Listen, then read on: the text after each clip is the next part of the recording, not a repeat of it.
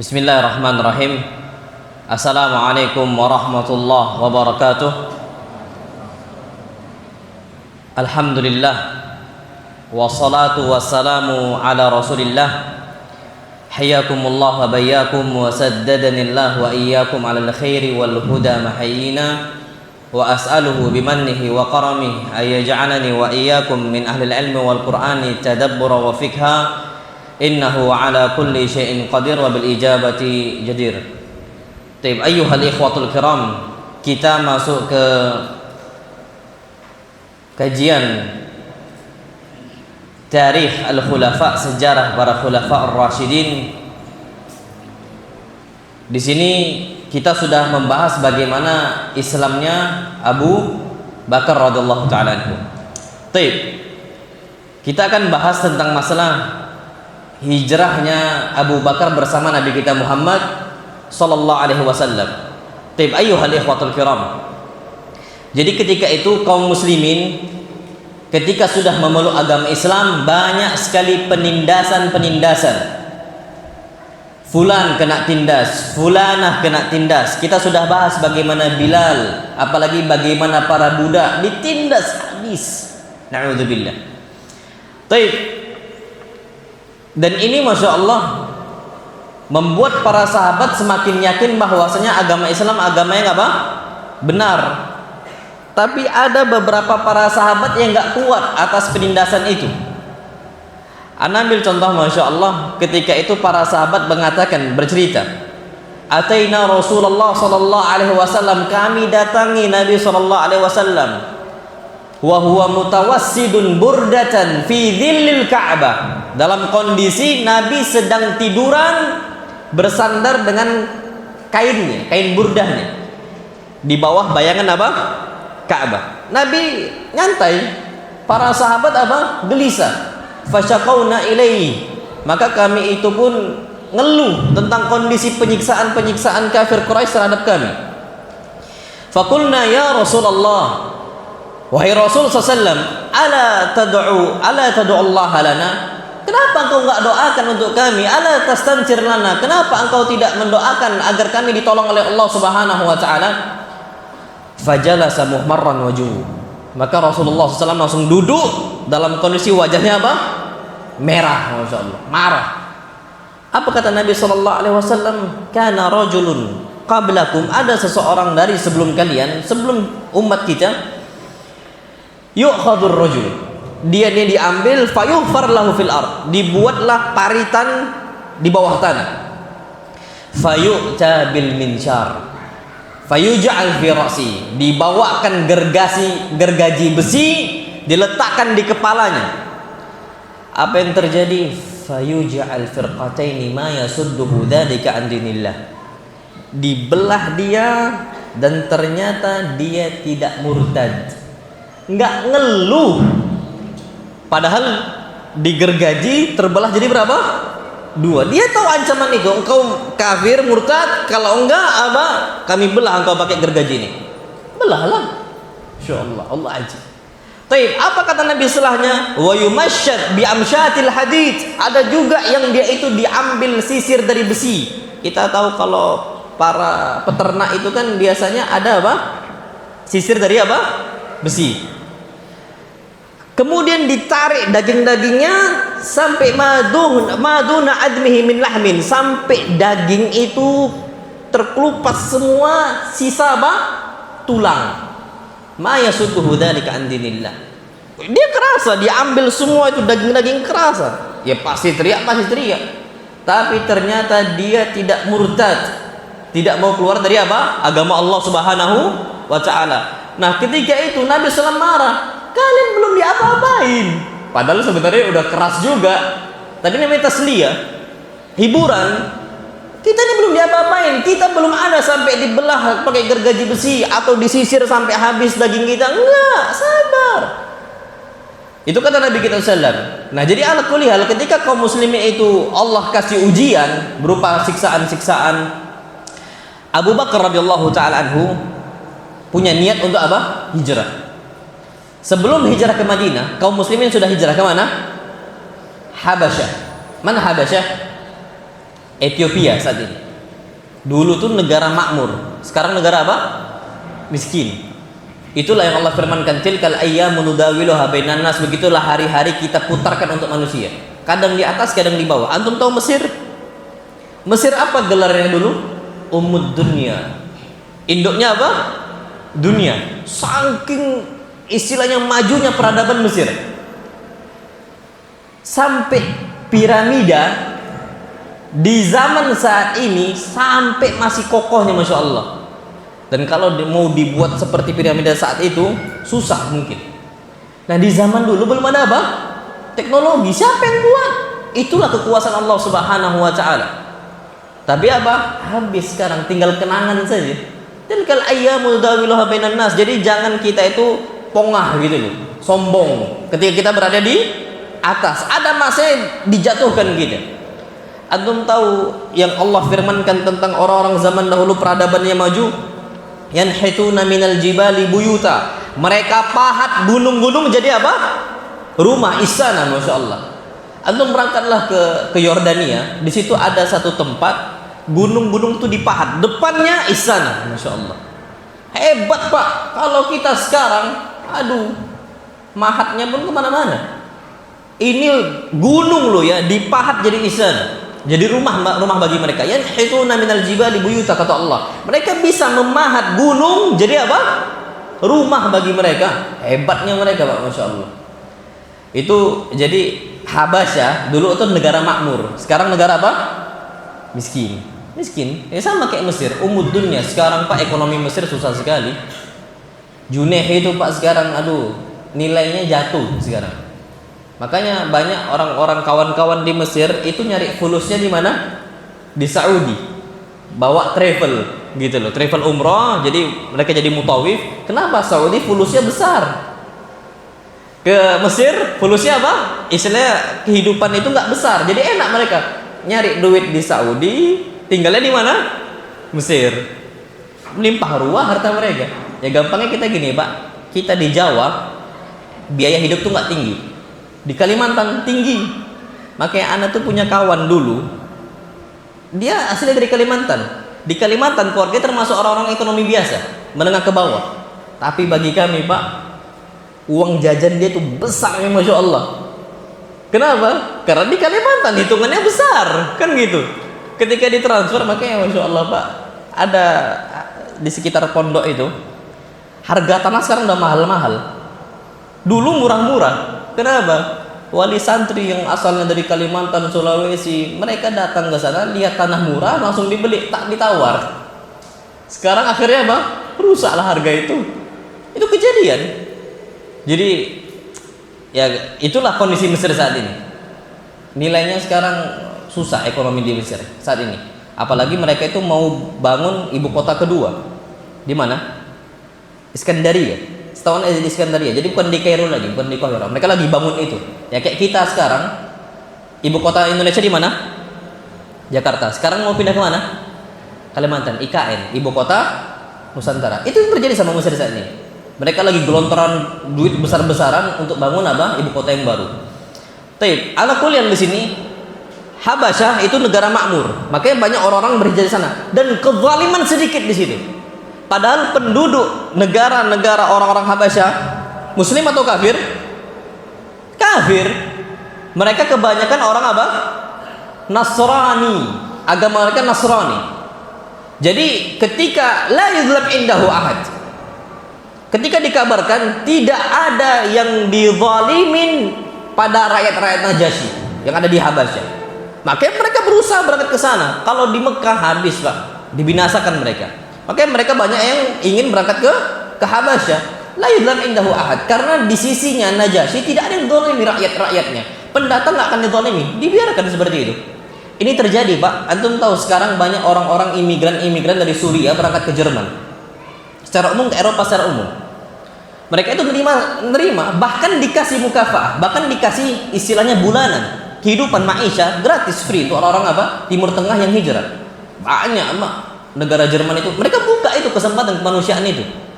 Dan Masya Allah Ar-Rahman itu terjadi di zaman dulu juga terjadi, zaman juga kita sekarang juga terjadi. Jadi dibuka besar-besaran, yang mau masuk lah. La yuzlam indahu ahad. tidak dizalimi di sisi apa? Nah, di sisi satu orang. Nah, Abu Bakar berniat hijrah ke Habasyah. Taib, sampailah di sebuah tempat namanya Barkul Ghimad. Barkul Ghimad. Bertemulah Abu Bakar ini dengan seseorang bernama Ibnu Duhunnah. Ibnu Duhunnah ini kepala suku. Suku Qarah disebutkan. Apa kata Ibnu Duhunnah? Dia mengatakan, "Aina turid ya Abu Bakar?" Wahai Abu Bakar, engkau mau kemana? Ngapain kau berangkat dari Mekah? Bukankah engkau tinggal di sana? Aina turid? Kemana engkau? Apa jawaban Abu Bakar? Akhrajani qaumi. Kaumku ngusir saya. Saya udah diusir. Fa uridu an asiha fil ardi wa a'budu rabbi. Maka aku berkeinginan untuk mengembara di atas muka bumi Allah dan aku menyembah Allah.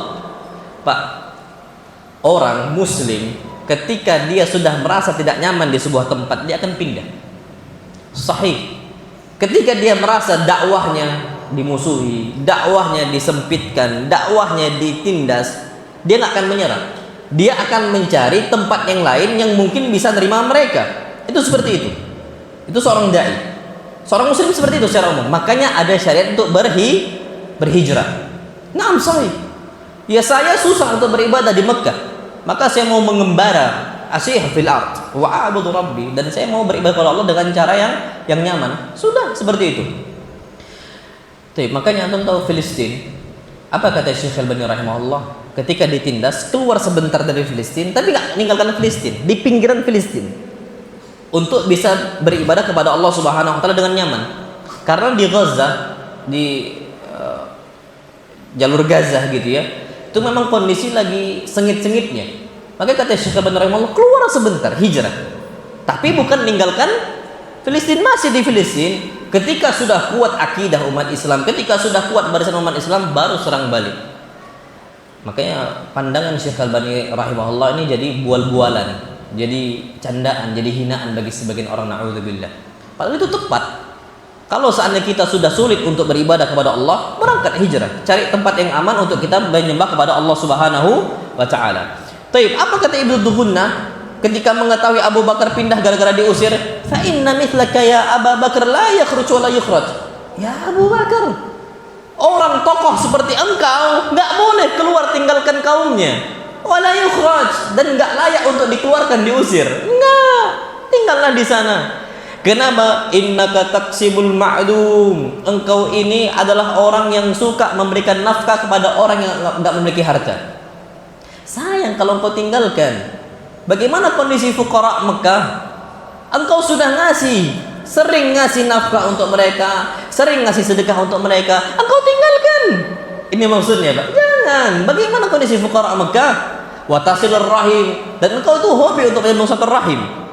Di sana banyak keluarga engkau, teruslah sambung silaturahim. Wa tahmilul kalla, dan engkau menanggung beban orang lain.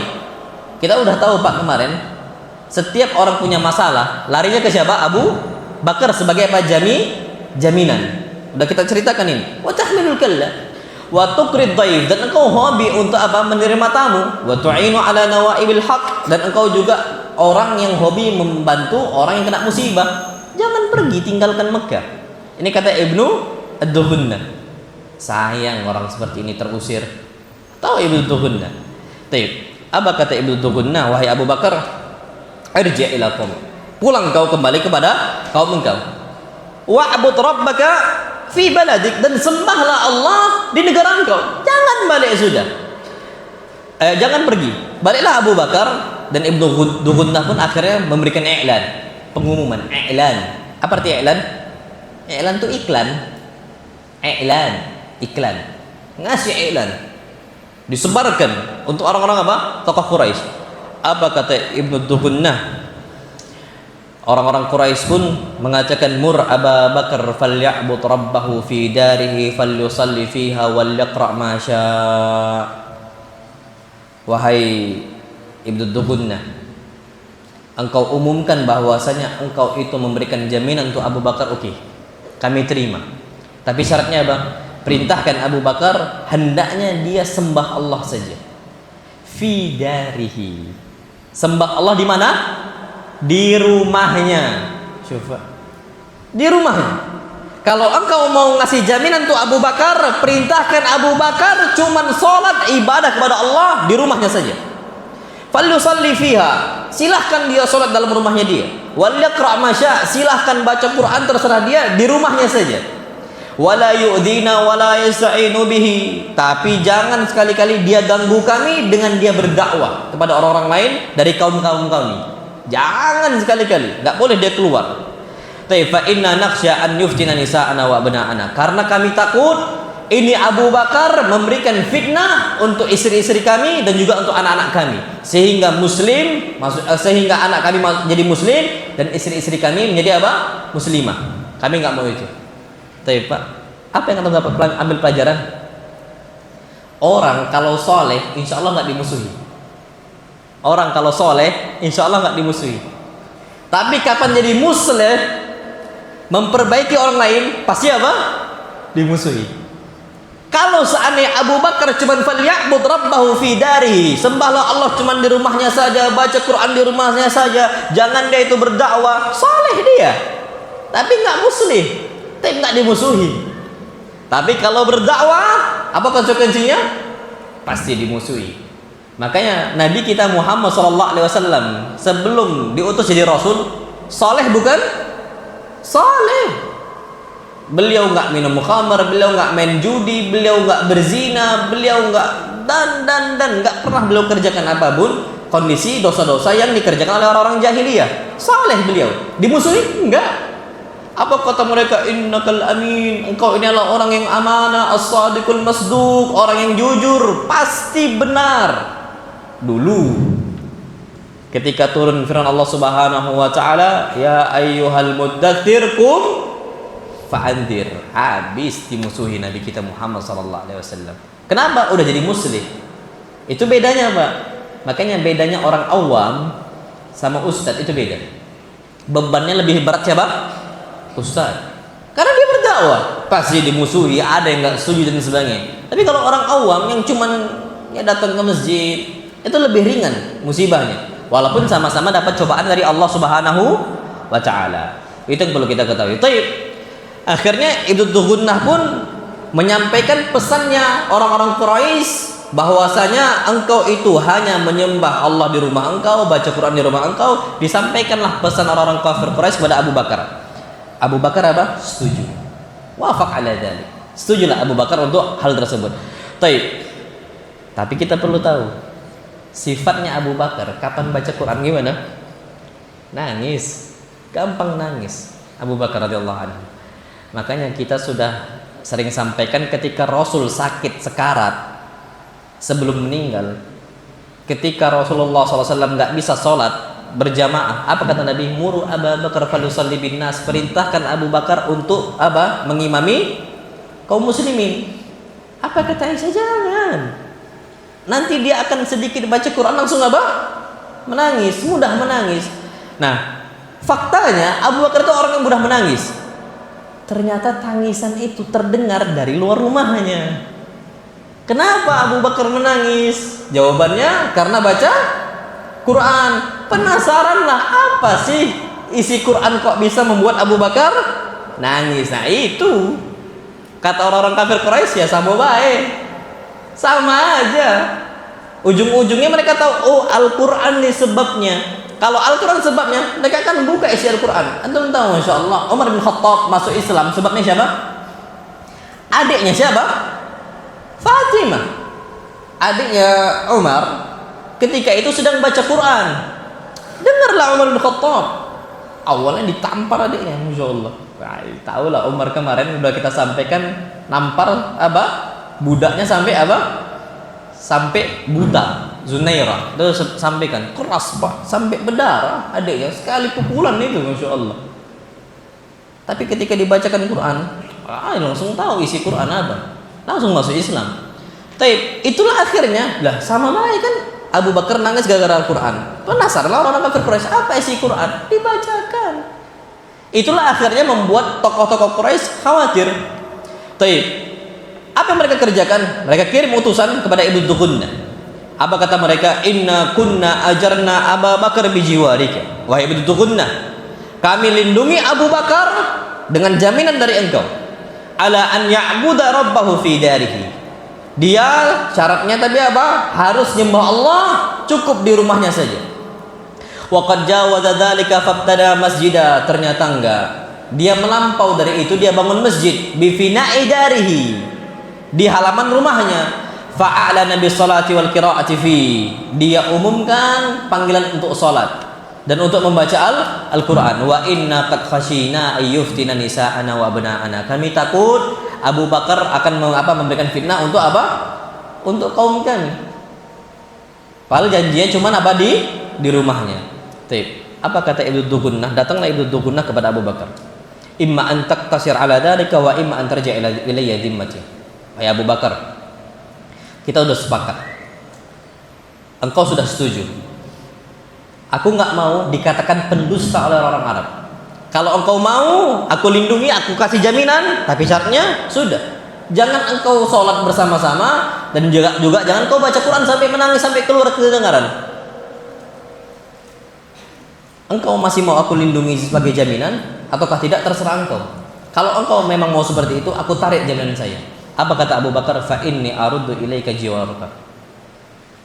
Aku kembalikan jaminan engkau. Enggak usah lindungi saya. Jangan lindungi saya. Wa arda bi jiwarillahi azza wa jalla. Karena saya ini ridha dengan lindungan dari siapa? Allah. Enggak usah lindungi saya. Karena saya sudah dilindungi oleh siapa? Allah Subhanahu wa taala. Itulah Pak akidah. Apa? Akidah. Enggak takut, macam-macam lah. Karena saya dilindungi oleh Allah Subhanahu wa taala. Itu terjadi kisahnya Abu Bakar. Jadi ala kulihal Abu Bakar pun akhirnya dilepas jaminannya, dia tetap beribadah kepada Allah Subhanahu wa taala, tapi tetap Abu Bakar itu tetap disegani, disungkani. Makanya belum ada yang berani melawan siapa Abu Bakar, apalagi di tokoh Quraisy. Kalau Nabi kita Muhammad SAW itu udah banyak yang hilang. Abdul Muttalib hilang. Banyak, Abdul Muttalib itu tokoh besar, bapaknya ya Abdullah juga sudah nggak ada, hilang. Orang-orang melindungi Nabi kita SAW udah banyak apa? Hilang. Jadi banyak orang-orang tuh mudah untuk menekan Rasulullah SAW, tapi Abu Bakar enggak. Disebutkan kisah yang lain. Ketika itu Rasulullah SAW masih berada di Mekah. Ini kisah hijrahnya Abu Bakar dengan siapa? Rasulullah kemana? Ke Madinah. Ketika itu penyiksaan orang-orang Quraisy semakin menambah. Terus nambah. Coba. Makanya ada sebuah ucapan Allah Subhanahu wa taala, Allah berfirman, ayatnya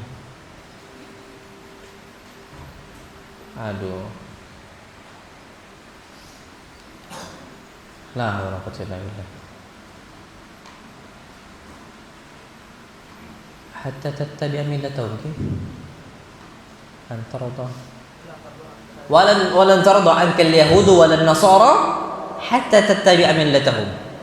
Orang-orang Yahudi, orang-orang Nasrani, lan tarda, enggak akan ridha sampai kapan? Hatta tattabi'a millatahum.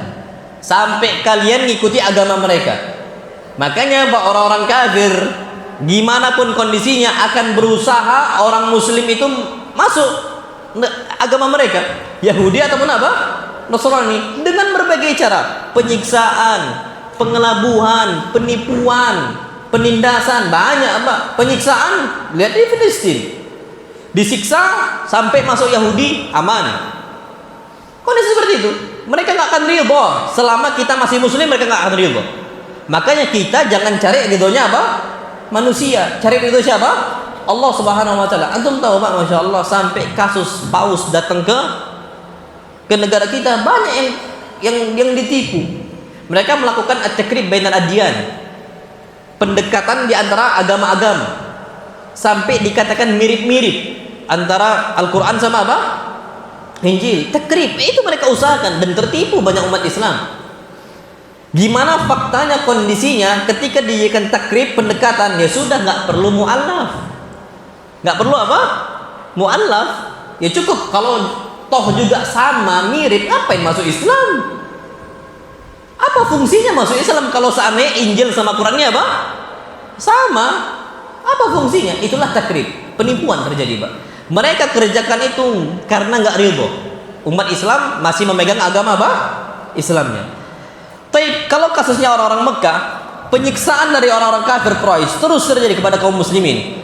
Sampailah kasusnya Nabi kita Muhammad sallallahu alaihi wasallam mengumumkan kepada kaum muslimin, qad ra'aitu dara hijratikum dzata nakhlatin baina labatin.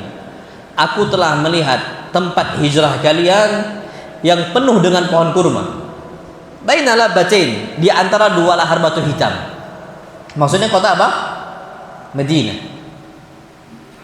Wallahu alam, Pak.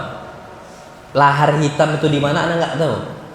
Tapi ala kulli disebutkan baina labatin, di antara dua lahar hitam, yaitu kota apa? Madinah. Kasus dua itu, Pak, dua lahar hitam itu pernah terjadi. Kasus ini lucu, Pak. Jadi ada kasus salah seorang sahabat Nabi kita Muhammad sallallahu alaihi wasallam itu berhubungan badan di siang hari bulan apa? Ramadan. Kita tahu, Pak, yang namanya berhubungan badan di bulan Ramadan di siang hari, dosa nggak? Dosa. Bahkan ada kafaratnya. Membebaskan apa? Budak. Membebaskan budak. Kalau nggak mampu, Pak, masya Allah, sampai minimalnya, Pak. Kalau nggak mampu maka puasa berapa hari? Syahraini mutatabi'in, 2 bulan berturut-turut. Kalau tak mampu juga maka apa? Ngasih makan orang miskin. Taib. Kejadianlah ini, Pak, masya Allah, sama seorang sahabat. Dia mengatakan, ya Rasulullah, halaktu, aku binasa ya Rasulullah. Apa kata Nabi? Ma ahlakaka, apa yang membuat engkau binasa? Kenapa engkau? Ya Rasulullah, waqa'tu ala imra'ati fi nahar Ramadan. Aku ini bersetubuh dengan istriku di siang hari bulan Ramadan. Faqala Rasulullah sallallahu alaihi wasallam, hal tajidu raqabatan tu'tikuha? Engkau punya enggak budak yang bisa engkau bebaskan? Qala la ya Rasulullah, enggak ada lah. Karena dia miskin nih sahabatnya. Taib, apa kata Nabi kita Muhammad sallallahu alaihi wasallam? Apakah engkau mampu untuk berpuasa syahraini mutatabi'in, 2 bulan berturut-turut? Lah ya Rasulullah, enggak akan mampu lah. Sebulan aja kecul. Sebulan kecul, apalagi 2 bulan. Aduh. Apakah engkau bisa memberikan makan untuk orang-orang fakir? La ya Rasulullah. Fasa kata Rasulullah SAW. Rasul ini cuma diam. Tiba-tiba ada salah seorang sahabat ngasih apa? Ngasih kurma dalam sebuah kantong besar, dikasih, ya Rasulullah. Ini. Tapi apa kata Nabi SAW? Aina sa'il? Mana orang bertanya? Ana ya Rasulullah. Tapi apa kata Nabi SAW? Ini kurma kasih untuk orang-orang apa? Miskin. Tapi apa kata Nabi SAW? Apa kata dia? Ya Rasulullah, ma baina labatiha. Ya Rasulullah, tidaklah di antara 2 lahar hitam ini ahlu baitin afqar min ahli baiti, yang lebih miskin dibandingkan keluarga saya. Saya lah yang paling miskin, keluarga kami yang paling miskin. Fatabassama Rasulullah sallallahu alaihi wasallam hatta badat anyabu. Rasul tertawa sampai nampak apa? Gigi taringnya nampak, masya Allah, Pak. Ya maksudnya udahlah miskin, kan harusnya tahu apa konsekuensinya, jangan sembarangan. Maka Rasul apa tertawa sampai nampak apa? Anyabuhu. Maka apa kata Rasulullah? Athimhu ahlaka. Ya sudah, kalau gitu engkau sedekahkan untuk apa? Keluarga engkau sudah. Karena nggak ada lagi yang lebih miskin dibandingkan itu. Tapi Rasul tertawa, masya Allah. Rasul nggak marah-marah.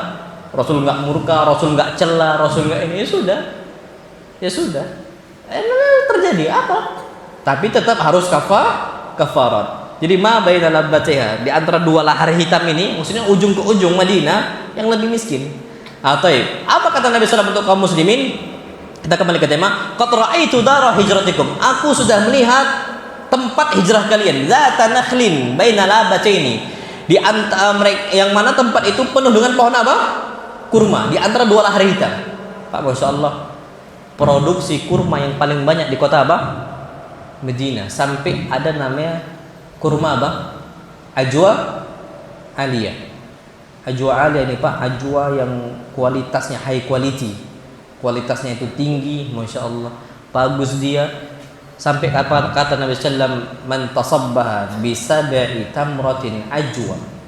Barang siapa yang dia itu di pagi hari makan 7 kurma ajwa, ala tiryab, tapi dalam kondisi perut kosong. Perut apa? Kosong. Maka itu apa? Kesembuhan bagi dia. Kalau kita ini Pak, masya Allah, makan kurma 7 di pagi hari, kurma ajwa lo ya, 7 dalam kondisi ala teriak tadi Pak, perut apa? Kosong. Itu insya Allah Pak faedah yang besar. Makanya kalau seandainya kurma ajwa itu mahal, antum bisa ganti madu. Makanya dibahas oleh para ulama al-asal ala rik, minum madu ketika perut apa? Kosong. Antum coba cek di Google Pak, dan itu bagus sekali. Bagus. Sebelum apa? Sebelum makan. Baik, kita kembali ke tema. Jadi kota Madinah itu adalah tempat yang penuh apa? Banyak kurma. Kaum muslimin pun akhirnya berangkat hijrah ke kota Madinah. Dan bahkan orang-orang yang sudah berangkat ke Habasyah, mereka pulangnya ke kota apa? Madinah, karena itulah tempat hijrahnya Nabi kita Muhammad sallallahu alaihi wasallam. Apa kata Nabi kita Muhammad sallallahu alaihi wasallam untuk berangkat ke Madinah? Innallaha ja'ala lakum ikhwanan wa daran ta'manuna biha. Allah Subhanahu wa taala sudah jadikan untuk kalian ikhwanan, saudara-saudara, padahal tidak ada kekerabatan, beda kabilah, beda suku. Beda kabilah, beda apa? Suku. Beda, tapi Nabi sebutkan ikhwanan. Apa ikhwanan? Saudara. Makanya Pak, masya Allah Rahman, mau dia orang Cina, mau dia orang bule, mau dia orang Jawa, mau dia orang Sumatera, kapan muslim Pak, kedekatan itu terasa sekali. Ikhwanan, karena saudara. Wadaran ta'manuna biha. Dan Allah udah jadikan bagi kalian sebuah tempat yang kalian merasa aman. Aman sekali di sana. Sudah, jangan jauh-jauh. Di kota Madinah lah tempatnya. Tapi akhirnya para sahabat pun berangkat berkelompok. Safar itu usahakan apa? Berkelompok. Makanya disebut oleh Nabi kita Muhammad sallallahu alaihi wasallam, "Idza kuntum thalathatan." Kalau kalian itu bertiga orang, maka tunjuk satu orang untuk jadi apa? Amir, untuk jadi pemimpin. Berkelompok usahakan safar itu. Jangan sendiri-sendiri. Usahakan jangan apa? Sendiri, bersama-sama. Konvoy gitu ya. Bersama-sama, bareng-bareng. Nah, jadi para sahabat pun berangkat berkelompok-kelompok yang sudah dikasih izin. Tapi Nabi kita Muhammad SAW tetap tinggal. Beliau belum dapat izin dari siapa? Allah Subhanahu wa Ta'ala. Yang dapat izin itu kaum muslimin. Masya Allah. Antum tahu apa faedahnya? Lihatlah, Nabi dalam agama Islam tidak memiliki hak wewenang untuk memutuskan keputusan dengan sendiri. Enggak. Hatta hijrah Nabi kepepet, harusnya udah berangkat, tapi Allah belum kasih izin. Apakah Nabi berangkat hijrah? Jawabannya tidak, karena memang keputusan Rasulullah SAW harus sesuai dengan apa? Firman Allah Subhanahu wa Ta'ala. Kalau belum dapat izin dari Allah nggak akan bisa. Maka apa kata Allah Subhanahu wa Ta'ala? Walau taqawwala alaina ba'dal aqawil. Kalau Muhammad berani mengucapkan atas agama kami dengan sebuah ucapan yang kami nggak ucapkan, la akhadna minhu bil yamin, kami tarik Muhammad dengan tangan kanan kami.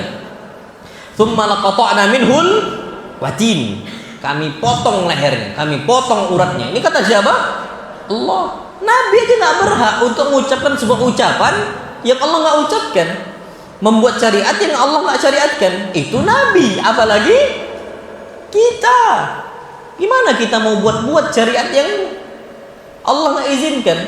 Maka apa kata Allah Subhanahu wa Ta'ala? Am lahum syuraka, apakah mereka ini memiliki sekutu-sekutu bagi Allah Subhanahu wa Ta'ala? Syara'u minad dini ma lam ya'dan bihillah, yang mereka ini membuat syariat-syariat baru yang Allah nggak izinkan. Yang Allah nggak izinkan. Membuat acara semisal kenduri mayit, Allah nggak izinkan, jangan dibuat. Syara'u minad din, mereka syariatkan berupa agama. Tanyakan mereka yang merayakan itu, Pak, apakah ini ibadah? Kata mereka apa? Lu ya ibadah. Baik, mereka syariatkan dalam agama mereka malam ya'dan bihillah, yang ternyata tidak diizinkan oleh siapa? Allah Subhanahu wa Ta'ala. Kenapa? Berani sekali. Baik, itu faedahnya, Pak. Jadi Nabi SAW belum dapat izin, Nabi tunggu sampai turun izin dari Allah Subhanahu wa Ta'ala. Baik. Akhirnya tidak ada yang tertinggal di kota Mekah dari kalangan kaum muslimin kecuali orang-orang yang ditahan memang belum keluar izinnya. Dan ini ujian, masya Allah, ujian dari Allah Subhanahu wa Ta'ala. Bisa nggak sabar ini? Jadi nggak semua pak bisa berangkat. Disebutkan Abu Bakar radhiyallahu ta'ala dan juga Ali bin Abi Thalib nunggu perintah dari Allah Subhanahu wa Ta'ala. Sama, Ali nggak keluar, Abu Bakar juga tidak keluar. Abu Bakar datang kepada Nabi, minta izin sekali, minta izin kedua kali. Untuk apa? Berhijrah. Apa kata Abu Bakar? Fa inni arju ayyudzana li ya Rasulullah. Wahai Rasulullah, aku berharap untuk diizinkan oleh Allah Subhanahu wa Ta'ala berangkat ke mana? Madinah. Aku berharap. Taib. Apa kata Abu Bakar radhiyallahu ta'ala anhu? Wa tarju dzalika ya Rasulullah bi abi anta wa ummi? Engkau memang berharap seperti itu wahai Abu Bakar, wahai Rasulullah SAW? Naam. Iya. Aku berharap. Jadi Pak, raja lil hijrah, harapan untuk berhijrah itu sudah ada dari Rasulullah SAW dan juga Abu Bakar. Tapi Rasulullah nggak dapat apa?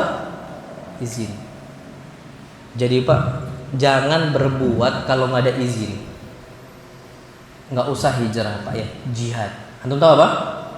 Jihad. Orang tua nggak mengizinkan, boleh nggak kita berangkat jihad? Nggak boleh kalau orang tua masih butuh kita. Kalau orang tua masih apa? Butuh kita. Ini asal berangkat jihad, masya Allah. Sampai ada orang tua yang zaman-zaman dulu lagi viral-viralnya ISIS, Daesh, Daulah Al-Islamiyah fil Iraq wa Syam, disingkat tuh ISIS, Islamic State, terus apa? Of Syam gitu kalau nggak salah. Pokoknya ISIS lah, Irak dan Syam. Nah, Daulah Islamiyah fil Iraq wa Syam, negara Islam di Irak dan juga di Syam. Yang dipimpin ada siapa? Abu Bakar Al-Baghdadi. Ternyata dia adalah seorang maz'um yang diklaim ternyata bukan khalifah, bukan pemimpin umat Islam. Orang Indonesia banyak yang berangkat ke sana. Pemerintah kita nggak mengizinkan, bapak ibunya nggak mengizinkan. Kenapa mereka bisa berangkat? Kena syubhat. Padahal orang berhijrah nggak bisa berhijrah sampai dapat izin dari apa? Pemerintah. Rasul nggak mengizinkan, Abu Bakar nggak boleh berangkat. Rasul pemerintah nih nggak mengizinkan, Bilal nggak bisa berangkat. Padahal Abu Bakar berharap. Jangan kena Abu Bakar, Rasul pun berharap. Tapi Rasul nggak dikasih izin oleh siapa? Allah Subhanahu wa Ta'ala. Taib. Akhirnya ketika itu Rasul kita Muhammad sallallahu alaihi wasallam pun memerintahkan Abu Bakar nggak berangkat. Taib. Abu Bakar nahan diri. Ditemanilah Rasulullah sallallahu alaihi wasallam. Tapi beliau dalam persiapan itu, beliau yakin insya Allah berangkat hijrah, tapi nggak tahu kapan. Beliau siapkan 2 ekor unta dan dikasih makan. Biar apa? Siap untuk keberangkatan Rasulullah SAW bersama Abu Bakar untuk hijrah. Tapi ternyata Abu Bakar nggak tahu. Berangkat itu berdua nggak tahu. Yang penting Abu Bakar berharap berangkat dulu gitu. Apa berdua, apa bertiga, apa berempat nggak tahu.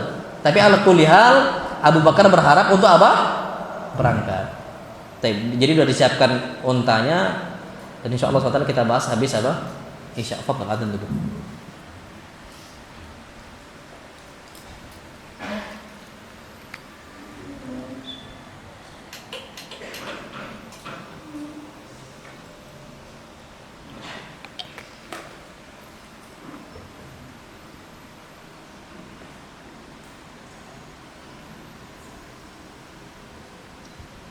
Allahu Akbar, Allahu Akbar.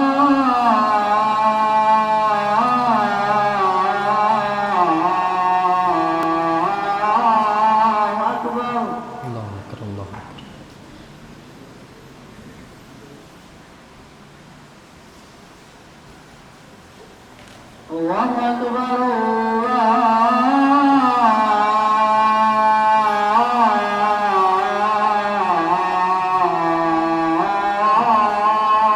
Akbar,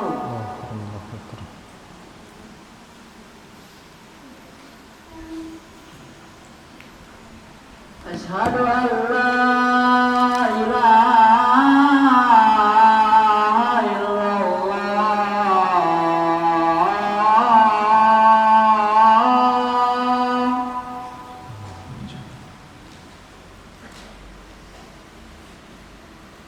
أشهد أن لا إله إلا الله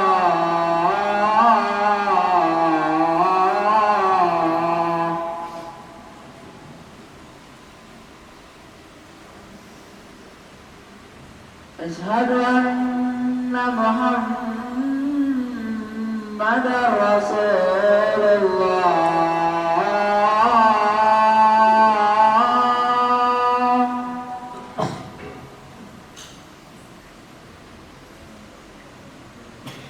أشهد أن محمدا رسول الله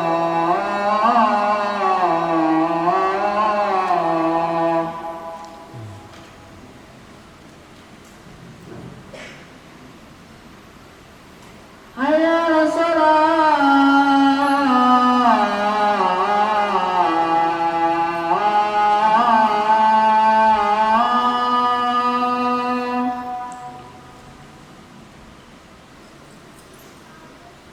حي على الصلاة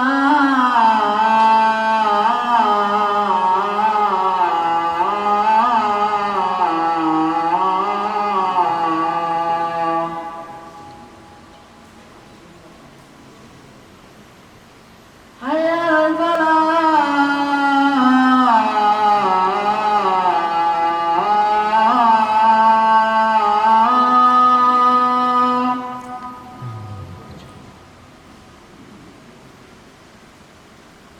حي على الفلاح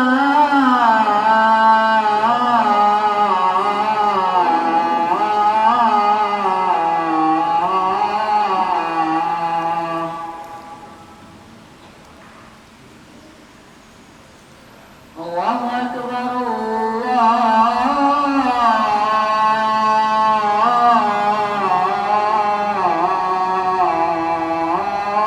الله أكبر لا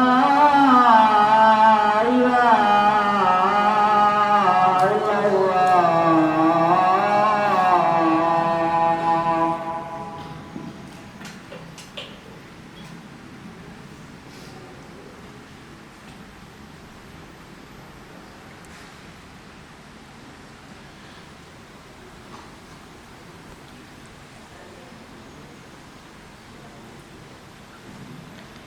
Sip. Lanjutkan. Ketika bulan Rabiul Awal tiba, ternyata Allah Subhanahu wa taala sudah ngasih izin untuk Rasulullah sallallahu alaihi wasallam ngapain? Hijrah, berangkat, tinggalkan kota Mekah. Masya Allah, Pak. Padahal yang kita tahu tempat yang paling baik itu apa? Mekah. Kemudian apa? Madinah. Jadi Mekahnya lebih afdal dibandingkan Madinah. Tapi ternyata kalau beribadah kepada Allah terganggu di kota Mekah, tinggalkan Mekah, berangkat ke kota yang lain. Walaupun kota yang lain tidak seafdal kota yang lama. Masya Allah. Ini penting, Pak. Yang penting bagaimana kita ini khusyuk beribadah. Kita tahu keutamaan kota Mekah. Di situ ada apa? Masjidil Haram. Berapa pahalanya sekali sholat? 100.000. Di Madinah ada Masjid Nabawi. Sholat di Masjid Nabawi berapa pahalanya? 1.000. Pak, 100 kali lipat bedanya. Bahkan apa kata Nabi kita sallam, innaki la ahabbil biladi ilayya. Wahai Mekah, engkau adalah tempat yang paling dicintai oleh Allah Subhanahu wa taala dan tempat yang paling saya cintai, kata Nabi kita Muhammad sallallahu. Walaula anna qaumaki akhrajuni ma kharajtu. Kalau kaum engkau tidak mengusir saya, niscaya aku enggak akan tinggalkan engkau. Berarti Pak, faedah yang dapat kita ambil, kalau memang tempat itu memang baik, tapi kondisi ibadah kita terganggu, ya sudah, tinggalkan. Cari yang kita bisa beribadah kepada Allah Subhanahu wa taala dengan cara apa? Yang nyaman. Taib, ala kuliah di sini datanglah perintah dari Allah Subhanahu wa taala izin untuk tinggalkan kota Makkah, berangkat ke kota Madinah. Datanglah Rasulullah SAW ke rumahnya Abu Bakar. Kapan? Siang hari. Kita sudah sampaikan Nabi SAW itu tiap hari selalu datang ke rumahnya Abu Bakar. Tapi siang enggak. Kapan kita sampaikan kemarin? Bukrotan wa asyiyah. Pagi dan sore. Pagi dan sore. Siang enggak. Nah, ini jarang-jarang nih Nabi SAW datang siang hari. Tapi apa kata Rasulullah SAW? Beliau katakan bahwasanya yang namanya wahyu Allah Subhanahu wa taala sudah turun dari langit yang ketujuh, memerintahkan kita untuk berangkat ke apa? Hijrah. Ke apa? Ke kota Madinah. Apa kata Abu Bakar? Ya Rasulullah, as-suhbah. Ya Rasulullah, apakah aku yang menemani engkau untuk berhijrah? Kita berdua. Maka apa kata Nabi kita Muhammad SAW? Naam. Iya, kita berdua berangkat hijrah. Masya Allah, Pak, spesial. Berdua. Abu Bakar, fabaka Abu Bakar. Abu Bakar pun langsung apa? Nangis. Nangis lah Pak. Berdua sama Rasul di kondisi yang betul-betul genting-gentingnya, di kondisi yang betul-betul risaunya, gelisahnya, bisa menemani siapa? Rasulullah Sallallahu Alaihi Wasallam. Abu Bakar pun apa? Nangis bahagia, masya Allah. Taib. Apa kata Abu Bakar? Ketika itu disebutkan faqaddama Abu Bakar, maka Abu Bakar istilahnya memajukan 2 onta. Dan Abu Bakar pilih onta yang paling baik. Dipilih onta yang paling baik. Apa kata Abu Bakar untuk Rasulullah sallallahu alaihi wasallam? Ya Rasulullah, irkab bi abi anta wa ummi. Naiklah wahai Rasulullah sallallahu ke atas onta ini. Jadi ada 2 onta, dua-duanya baik, tapi yang dikasih oleh Abu Bakar yang paling baik untuk Rasulullah sallallahu alaihi wasallam. Allah, jawaban apa yang diberikan oleh Rasulullah sallallahu? Inni la arkab ba'iran lisalli. Aku tidak menunggangi satu kendaraan. Aku tidak menunggangi onta yang bukan milik saya. Itu bukan saya, bukan punya saya. Sudah, aku nggak akan apa tunggangi. Apa kata Abu Bakar? Fahiyalaka ya Rasulullah. Aku udah kasih gratis untuk engkau. Masya Allah, Pak. Onta gratis. Onta gratis, Pak. Kendaraan. Ada dari kita ngasih kendaraan, Ustaz, fadhil pakailah. Jarang. Pakailah. Tapi anak pernah kejadian sama anak. Ada salah satu ikhwan ngomong, Ustaz, antum mau yang mana? Ambillah, pakailah, enggak usah bayar. Enggak, anak mau beli, anak bilang. Enggak Ustaz, antum ambil, antum beli, antum ambil, antum berangkat, sudah, itu dakwah. Enggak, anak bilang, enggak. Anak di sini mau beli, mau akad jual beli. Tapi ada Pak ikhwan-ikhwan seperti itu tuh ada. Memang dermawan orangnya, memang dermawan. Dan itu orang-orang yang Allah pilih dari beberapa hamba-hamba Allah Subhanahu wa taala. Fayalaka ya Rasulullah, ambil. Enggak usah engkau hitung-hitung. Apa tapi kata Nabi kita sallallahu alaihi wasallam? Lah, enggak, aku enggak akan ambil. Walakin bi tsamanil ladzi ibta'taha bihi. Ya Abu Bakar, aku ambil tapi dengan syarat dengan harga yang engkau beli dulunya. Jadi enggak usah istilahnya harga A, harga B. Dulu engkau beli berapa, saya beli situ. Ada salah satu ustadz Pak, mudir kami dulu, dikasih mobil Innova waktu itu. Anak masih ingat, masya Allah. Beliau dikasih mobil Innova, dikasih pakailah. Apa kata ustadznya? Enggak. Anak beli. Oh, Ustadz, kalau beli dengan harga yang anak beli mahal Ustadz. Jangan. Antum ambil aja Ustadz. Untuk antum dakwah. Apa kata ustadznya? Anak beli. Antum tentukan harganya, anak beli. Bingung lah ikhwan ini. Akhirnya berapa ngasih harga yang wajar kan itu? Anak nak butuh lagi. Sampainya kira-kira berapa saat antum mau? Kalau nggak salah anak itu ingat tuh 50 juta. Antum yakin 50 juta? Ya sudah. Kalau antum ngasih segitu, anak bayar. Sudah dikasih. Dilepas sama ikhwan nih. Masya Allah Pak. Itu ada orang-orang kayak gitu tuh ada. Makanya yang perlu kita ketahui, walaupun kondisi Abu Bakar dekat sama Rasulullah SAW, tapi Rasul nggak pernah ngambil kesempatan antara kedekatan itu. Ngambil kesempatan dalam kesempitan kalau istilah orang. Jangan apa? Jangan apa istilahnya? Jangan suka ngambil kesempatan, enggak. Jadi orang punya izzah. Jadi orang punya apa? Iffah. Kalau untuk jadi kita sendiri ngapain? Kita bisa nyari fulus. Makanya apa kata Nabi kita Muhammad sallallahu alaihi wasallam? Apa kata Syekh di sini? Seorang muslim itu jangan sampai bergantung pada ikhwan-ikhwan yang lain, saudara-saudara yang lain. Enggak, sementara mampu bekerja. Makanya apa kata Rasulullah tentang Nabi Daud? Wa inna nabiyallah Daud alaihi salam la ya'kul min amali yadihi. Nabi Daud itu makan dengan usaha apa? Tangannya, nggak minta-minta, Pak. Enggak. Itu seorang pemimpin. Jangan apa? Bermudah-mudahan. Dan seorang pemimpin itu nggak bergantung pada rakyatnya, enggak. Dia harus apa? Mandiri. Makanya setiap memang saran ana ya. Biar kita ini nggak mudah disetir. Jadilah orang yang mandiri. Hatta ustadznya. Jangan bermudah-mudahan cuman murni dari amplop semisal. Enggak. Jadi akhirnya nggak bisa mengucapkan al-haq ya hak, batil ya batil. Tapi kalau ini Pak berdagang, dikasih amplop tak dikasih, biarkanlah saja. Ustadz, tolong Ustadz jangan bahas syirik sama bid'ah Ustadz ya. Ustadznya sami'na wa ata'na. Kenapa? Tebel amplopnya. Sami'na wa ata'na. Terjadi Pak, terjadi. Na'udzubillah tsumma na'udzubillah. Tidak ada izzah lagi, nggak ada apa? Iffah. Ustadz Yazid tuh tidak pernah nerima amplop dari kajian. Makanya beliau hebat sekali ngomong apa? Ini bid'ah, ini syirik. Nggak ngambil keuntungan. Dakwah murni dakwah, beliau jualan. Gitu aja, beliau jualan Pak. Beliau pengusaha beliau, Masya Allah. Beliau ada tulisan, beliau ada percetakan. Ustadz Abdullah juga sama. Jadi bebas ngomong bid'ah.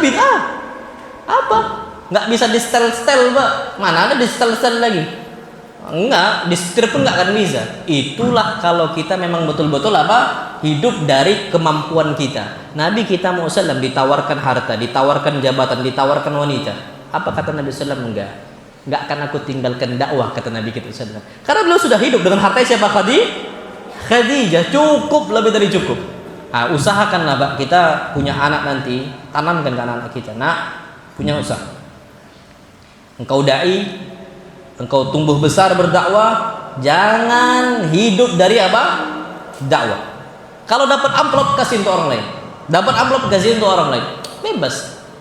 Tapi kalau untuk kehidupan kita Pak, gampang disetir, yakin sama. Gampang apa? Disetir. Jadi orang yang apa? Independen Pak, nggak usah ngikut sana, ngikut sini, ngikut sana, independen. Hak batil, terserah. Itu Pak orang apa? Memiliki jiwa kepemimpinan. Rasulullah Sallallahu Alaihi Wasallam. Akhirnya Rasulullah Sallallahu Alaihi Wasallam pun berangkat untuk apa? Hijrah. Disebutkan di sini, ketika Abu Bakar berangkat bersama Nabi kita Muhammad Sallallahu Alaihi Wasallam berjalan menuju gua apa? Hur. Jangan kebalik, Pak. Karena biasanya kalau gua itu orang-orang nyebutnya gua apa? Hira. Padahal gua Hira itu tempat Nabi kita Muhammad SAW itu uzlah atau tahannus, beribadah sendirian bersama Allah Subhanahu wa taala. Itu gua Hira. Tapi ini tempat perlindungan Nabi SAW untuk bersembunyi dari orang-orang apa? Kafir Quraisy. Berangkat ke gua Tur. Abu Bakar juga Rasulullah SAW sudah ngasih janji untuk seorang pemandu namanya Abdullah bin Uraikid. Jumpanya di mana? Di Gua Tur. Disebutkan di sini, selama perjalanan Abu Bakar radhiyallahu taala anhu itu kadang-kadang berada di depan, kadang-kadang berada di belakang, kadang-kadang di kanan, kadang-kadang di mana? Di kiri. Apa kata Nabi kita sallallahu "Mahada ya Abu Bakar." Ngapain engkau ya Abu Bakar? Ma'arif hada min fi'lika. Aku enggak pernah berjalan bersama engkau seperti ini engkau. Apa kata Abu Bakar? Ya Rasulullah, azkurur rasada fa akunu amamaka. Aku itu takut kalau musuh di depan, maka aku harus di depan engkau. Kayaknya ada musuh di depan nih. Itu wanti-wanti, Pak. Tajam itu. Masya Allah. Jadi kalau ada aku ngerasa ada musuh depan, aku di depan. Wa azkuru talaba fa akunu khalfaka. Kalau aku merasa ada musuh yang mengikuti kita, ngekor kita, maka aku di belakang engkau. Wa marratan an yaminika wa marratan an yasarika la amanu alaik. Aku kadang-kadang di kanan, aku kadang-kadang di kiri. Aku nggak merasa aman kalau engkau kenapa-kenapa. Masya Allah. Itulah yang kita sudah sampaikan, Pak. Abu Bakar tidak punya istilahnya track record dalam peperangan orang membunuh banyak orang-orang Quraisy atau orang-orang kafir secara umum. Kenapa? Karena memang Abu Bakar tugasnya menjaga apa? Rasul. Di samping Rasul, cuman pertahanan. Makanya nggak terlalu terkenal. Biasanya yang terkenal itu apa? Penyerang lah, strikernya. Backnya mana disebut? Yang disebut apa? Strikernya. Kan gitu. Abu Bakar enggak. Makanya kadang-kadang di kanan, kadang-kadang di kiri, di depan dan di belakang. Tapi masuklah Abu Bakar ke dalam gua. Yang duluan masuk siapa? Abu Bakar. Sebelum Rasulullah SAW. Apa faedahnya? Pak, itulah pentingnya kita menjaga seorang dai. Antum tahu Syekh Wahid Abdul Salam Bali beberapa waktu yang lalu, sebulan yang lalu kalau nggak salah, itu hampir Pak dibegal. Memang disasar untuk dibunuh Syekh Wahid Abdul Salam Bali.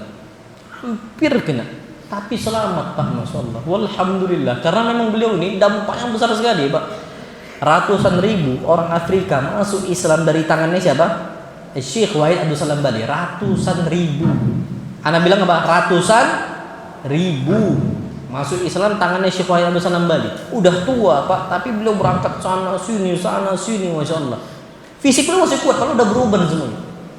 Udah beruban jenggot beliau itu. Masih hidup sekarang alhamdulillah. Masih sering safar Pak, keluar-luar. Dan yang ajibnya Pak, beliau ini fisiknya kuat dan beliau ini bukan orang yang gemuk, kurus. Makannya beliau itu tiap hari 2 kali sehari. Makanya sering sampaikan, kalau bisa makan 2 kali sehari. Kata beliau seorang penuntut ilmu makan itu nggak banyak, maksimal 2 kali sehari. Kalau pagi dijamak dengan siang jam 10, kalau siang dijamak dengan malam jam 4 ba'dal asar. Kata beliau. Beliau makannya kayak gitu, makanya posturnya terjaga Pak. Walhamdulillah.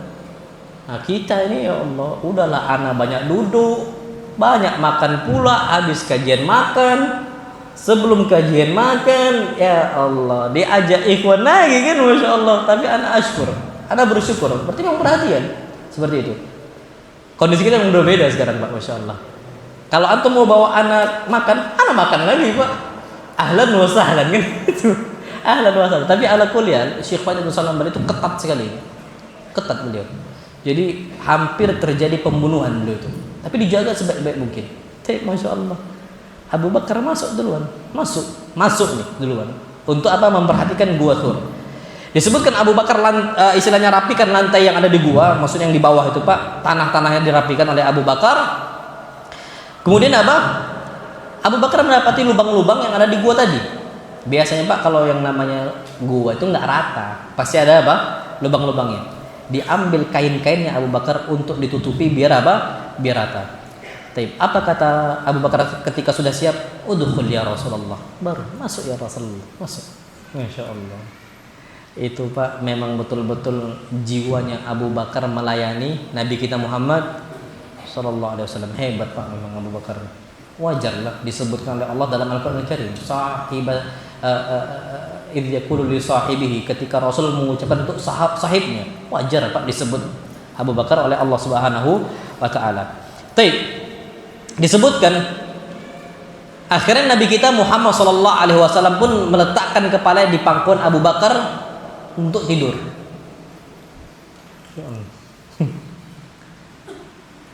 Antum pernah enggak Ustadz Kibar duduk di pangkuan antum?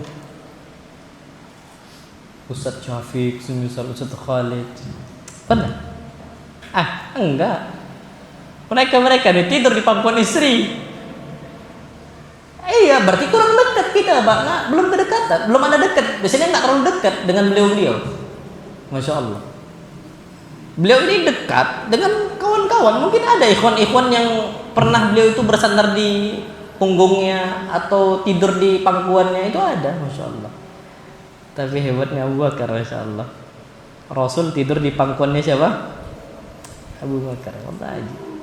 Aduh, Masya Allah. Tapi ketika Rasulullah SAW tertidur, datanglah satu ekor binatang, disebutkan itu kalajengking. Datang, gigit kakinya siapa? Abu Bakar. Itu Pak, Masya Allah. Kalau kita Pak dipatok ular, nggak usah lah patok ular, gigit semut aja, udah kaki kita tuh goyang sana goyang sini. Paling gigit apa? Semut, udah goyang ngangkat kaki gitu. Ini gara-gara Nabi kita Muhammad sallallahu alaihi wasallam tidur istirahat di pangkuannya Abu Bakar. Abu Bakar tidak mau ganggu Nabi sallallahu alaihi wasallam, tidak mau. Enggak suka Abu Bakar ganggu Nabi sallallahu alaihi wasallam. Lagi tidurnya istirahat, tahu Abu Bakar ini capek nih Rasulullah. Tapi digigit nih hewan berbisa. Apa yang terjadi? Masya Allah Pak, Abu Bakar enggak goyangkan kakinya sama sekali. Kenapa? Takut ganggu tidurnya Nabi kita Muhammad sallallahu alaihi wasallam. Saking sakitnya Abu Bakar digigit, nangis, Pak. Wih, nangis Abu Bakar radhiyallahu anhu. Sampailah apa? Fanazalatid dam'ah. Turunlah air matanya Abu Bakar ke wajah Nabi kita Muhammad sallallahu alaihi wasallam. Apa kata Rasulullah sallallahu alaihi wasallam? "Malaka ya Abu Bakar? Kenapa engkau menangis ya Abu Bakar?" Faqala ludightu. Aku digigit sama hewan, kata Abu Bakar. Tep, apa kata Nabi kita Muhammad SAW? Di mana engkau digigit? Dikasih Pak tempatannya. Maka Rasulullah SAW meludah di tempat gigitan tadi, rasa sakitnya pun hilang. Masya Allah, wallahi berkah. Berdua-duaan bersama Rasulullah SAW di tempat yang sama, kondisi seperti itu, digigit Pak, masih bisa nahan sakit sampai nangis Abu Bakar. Allah ajib. Allah ajib. Nah kalau kita Pak, kalau digigit hewan berbisa, langsung berangkat ke rumah sakit. Jangan diludahi, tambah sakit. Kalau ludah Rasul ini apa? Berkah. Antum, ana udah sering cerita Ali bin Abi Thalib sakit. Ketika itu apa kata Nabi kita sallallahu alaihi wasallam, "La'utiyanna ghadan rajulan yuhibbullah wa rasulahu wa yuhibbuhullah wa rasuluhu." Aku besok akan kasih bendera ini untuk seseorang jadi pemimpin dia untuk perang besok. Apa sifatnya? Yuhibbullah wa rasulahu. Dia cinta betul sama Allah dan Rasulnya, dan dia dicintai oleh Allah dan Rasulnya. Siapa sahabatnya? Bingung lah. Ternyata Rasul biasanya langsung ngomong, "Di mana Ali bin Abi Thalib?"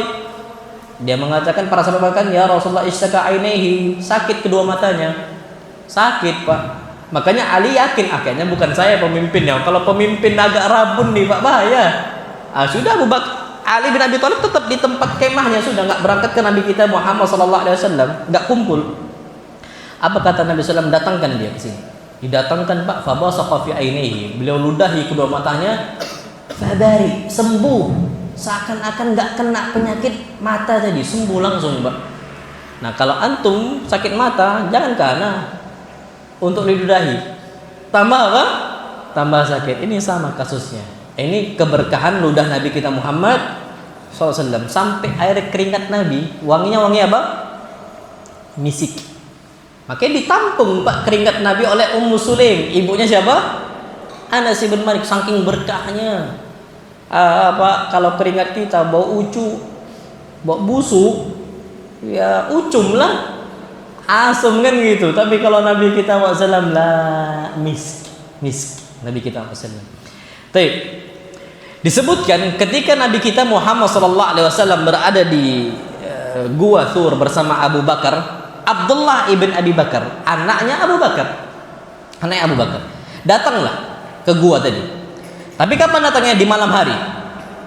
Disebutkan juga sama, famakatha fiha, tinggal di gua tadi sampai sebelum subuh. Sebelum subuh pulang.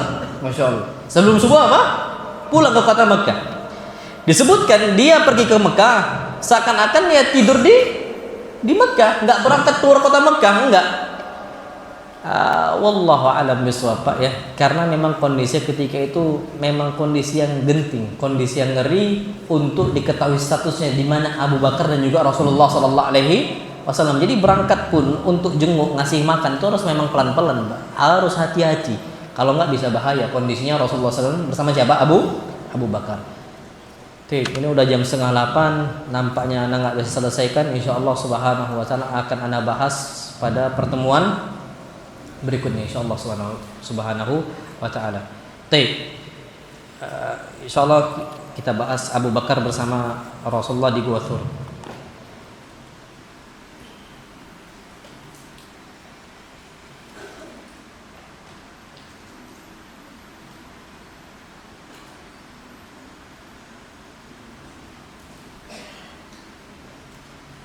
Assalamualaikum warahmatullahi wabarakatuh. Rasulullah itu sewaktu akan menikahi dengan istrinya itu apakah memohon izin dari Allah? Syukran. Rasulullah sallallahu alaihi wasallam perbuatannya itu dihitung wahyu dari Allah Subhanahu wa taala. Jadi tidaklah beliau itu berkata, tidaklah beliau itu berbuat kecuali sudah ada izin dari siapa? Allah Subhanahu wa taala. Makanya pernah kondisinya Nabi kita Muhammad sallallahu alaihi wasallam menceraikan istrinya, enggak disetujui oleh Allah Subhanahu wa taala. Disuruh apa? Rujuklah Nabi. Enggak disetujui. Sama siapa? Hafsah. Enggak disetujui oleh Allah Subhanahu wa taala. Dirujuk kembali. Karena Allah yang perintahkan. Jadi setiap ucapan Nabi, setiap gerakan Nabi itu semua sesuai dengan wahyu dari Allah Subhanahu wa taala. Wa ma yantiqu 'anil hawa in huwa illa wahyu yuha. Apa yang Nabi ucapkan, apa yang Nabi istilahnya perbuat itu sesuai wahyu Allah Subhanahu wa taala.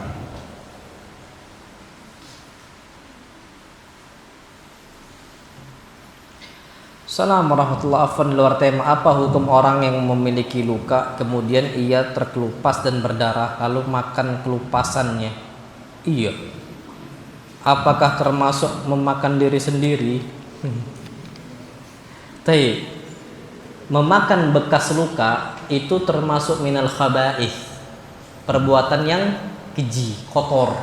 Allah berfirman wa yuharrimu 'alaihimul khaba'ith. Allah mengharamkan untuk kalian makan barang-barang yang keji, benda-benda yang keji. Termasuk di situ darah, bekas darah. Darah ini halal atau haram? Haram. Qul la ajidu fima uhiya ilayya muharraman ala ta'imin illa ay yakuna maytatan aw daman masfuha aw lahma khinzir. Katakanlah wahai Muhammad, aku tidak menjumpai dalam apa yang diwahyukan kepada saya berupa barang-barang yang haram kecuali yaitu maitah, bangkai ataupun darah ataupun lahma khinzir, daging babi. Jadi makan bekas darah itu nggak boleh. Wallahu a'lam. Darah yang dihalalkan cuma dua, apa? Al-kabid wa tihal, ati dan rempelo. Rempelo mungkin istilahnya. Rempelo, nah. Ati dan itu rempelo. Allah. Waalaikumsalam, izin bertanya Ustaz, apa hukum membeli suatu barang hanya untuk dipamerkan? Enggak diambil apa? Manfaatnya. Wallahu alam, ada hisabnya. Ada apa? Hisabnya. Dan kalau cuma untuk mempamerkan saja maka itu masuknya ke dalam ujub. Apa ujub? Berbangga diri, dan bahkan masuk ke dalam al-kibr, sombong ketika merendahkan orang lain, dan orang sombong tidak akan masuk apa? Surga. Nabi kita Muhammad SAW bersabda, la yadkhulul jannata man kana fi qalbihi mithqalu dzarratin min kibr. Kalian enggak akan masuk surga ketika hati kalian masih terdapat kesombongan walaupun sebesar apa? Biji dzarrah. Untuk pamernya sombong lah. Beli barang itu untuk dikonsumsi, untuk dipakai, untuk digunakan. Na'am, wallahu a'lam bissawab. Salam Ustaz, afwan luar tema, apa hukum teman yang suka nangis pura-pura atau nangis dipaksa setiap menit, setiap detik? Apa faedahnya? Kalau belajar nangis untuk kita itu mentadabburi Al-Quran ataupun hadis, wallahi bisa. Sebagaimana Umar belajar nangis di hadapan Abu Bakar dan juga Rasulullah. Sampai ketika itu Umar ini lewatin Abu Bakar sama Nabi. Rasul sama Abu Bakar sedang menangis karena salah memutuskan sebuah putusan.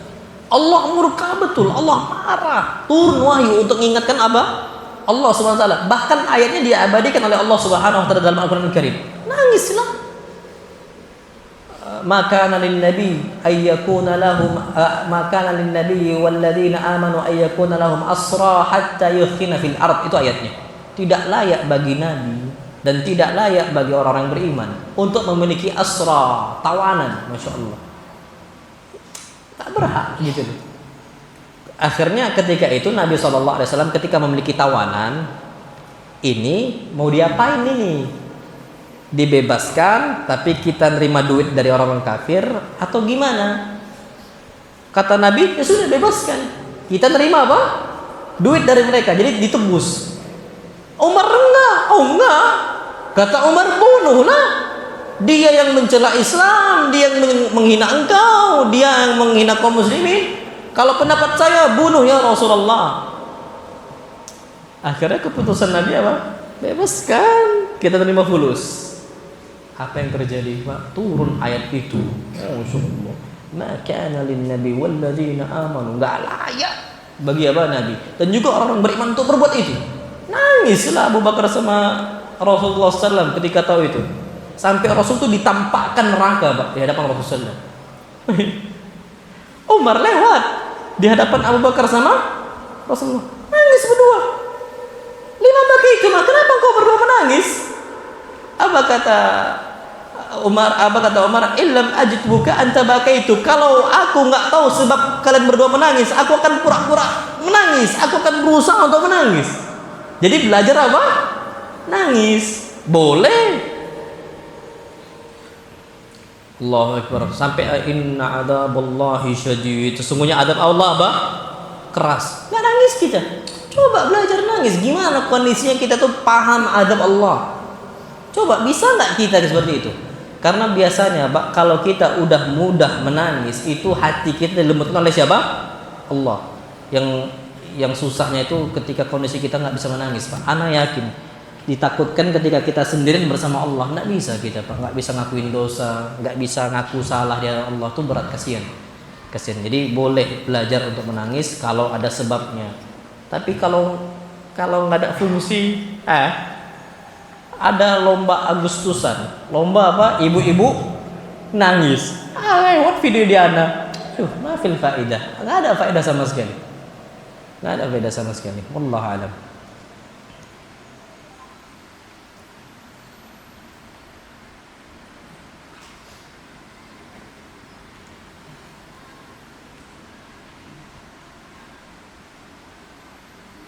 Salam Ustaz, afwan. Orang tua kita menyuruh masuk sekolah negeri, tapi anaknya tidak mau masuk sekolah negeri. Anaknya ingin masuk pondok, tapi orang tuanya memaksakan agar masuk sekolah negeri, agar tidak jauh dari orang tua kita. Jadi kita harus ikut keinginan orang tua atau keinginan kita sendiri. Tapi kalau alasannya mau dekat dengan orang tua, tidak usah sekolah.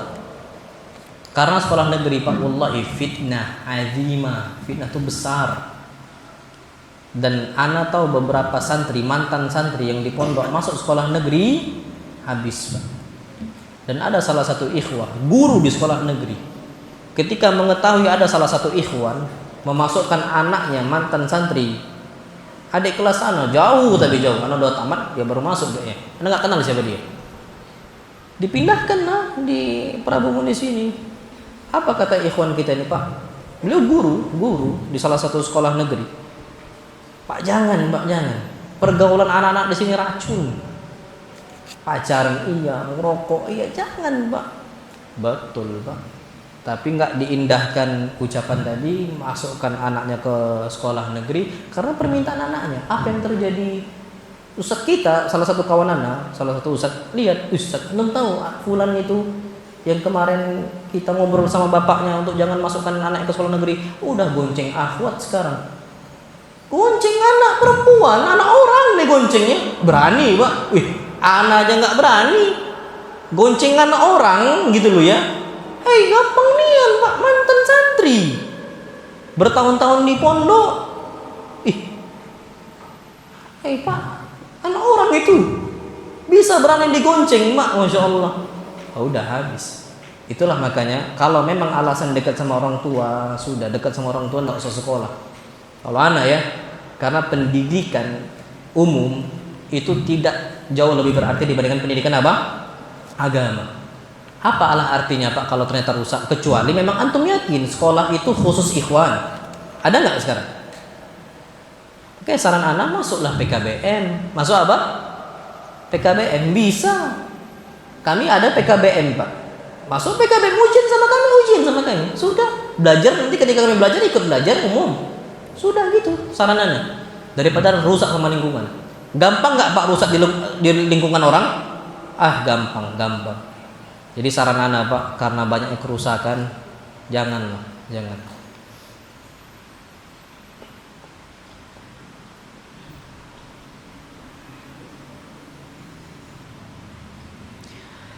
Salam Ustaz, izin bertanya, misalnya kita sholat di musola yang ada di mall, tetapi musola yang ada di mall biasanya musolanya di parkiran bawah tanah. Apa hukumnya sholat di situ? Ya boleh, halal. Selama kita sholat di atas tanah ya halal. Mau di mana aja kita halal. Hatta di atas pesawat juga halal. Kenapa? Kata Nabi kita Muhammad SAW, Ju'ilat liyal ardu masjidan wa tahura. Tanah itu dijadikan untuk umat saya masjid dan tempat untuk apa? Salat, tempat untuk sujud, wa tahura, dan juga bahan untuk apa? Bersuci. Fa ayyuma rajulun min ummati adrakathu shalah falyusalli. Maka maka orang mana saja yang dari umatku mendapatkan waktu salat, salat di mana saja yang dia dapatkan. Jadi sah untuk apa? Salat tanah itu. Wallahu a'lam.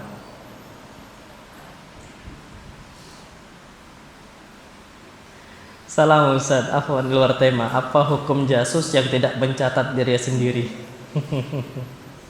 Santri ini, Masya Allah. Jasus itu mata-mata. Apa? Mata-mata. Jadi mata-matain orang yang tidak berbahasa Arab dicatat. Tapi diri sendiri apa?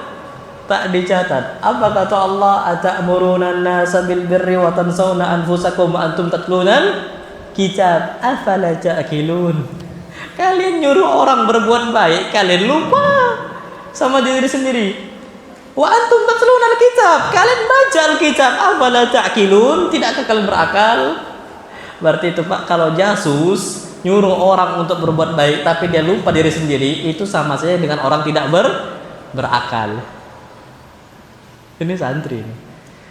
Kalau ana ya, sampai detik ini ana belum. Dulu pernah dikirim jasus. Jasus itu mata-mata, cuman anak kayaknya nggak suka sama jasus. Ustadz yang mana yang mengatakan, Ustadz kita pakai jasus loh. Kalau anak nggak suka, kenapa? Apa susahnya amar ma'ruf nahi munkar? Ngapain harus diam-diam? Apa kata Allah? Wala tajas sasu. Jangan kalian saling mata-matai. Ngomong aja. Arabiyah ya akhi. Kaif tatakallam al-Indonesia? Oh, na'am, syukur jazakumullah khair. Kan hidup amar ma'ruf nahi munkar. Bukankah kita ini dijadikan oleh Allah umat terbaik sebabnya apa? Ta'muruna bil ma'rufi wa tanhauna 'anil munkar. Apa yang terjadi? Kuntum khaira ummah. Kita sebaik-baik umat karena suka ngingetin kepada kebaikan. Tapi kalau kayak takut nian pakai jasus, aduh. Ngapain?